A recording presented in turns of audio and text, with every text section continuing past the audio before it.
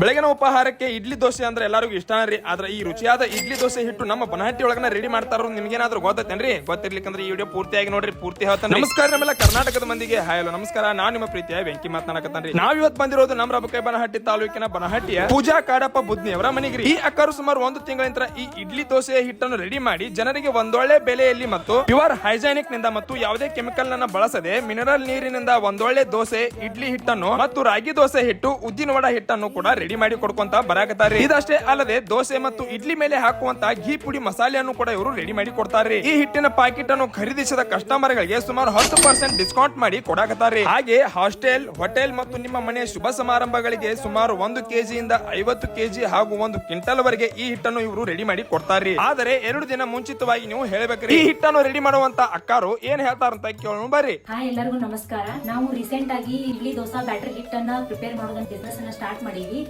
ಈಗ ನಮ್ಮಲ್ಲಿ ಸಿಗ್ತಕ್ಕಂತ ಹಿಟ್ಟು ಇಡ್ಲಿ ದೋಸಾ 2 in 1 ಎರಡು ಸಿಗುತ್ತೆ.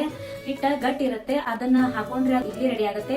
ನೀರನ್ನ ಆಡ್ ಮಾಡಿದ್ರೆ ದೋಸಾ ರೆಡಿ ಆಗುತ್ತೆ. ರಾಗಿ ದೋಸಾ ಬ್ಯಾಟರ್ ಸಿಗುತ್ತೆ. ಉದ್ದಿನ ವಡ ರೆಡಿ ಮಾಡೋ ಹಿಟ್ಟನ್ನು ನಾವು ಕೊಡ್ತೀವಿ.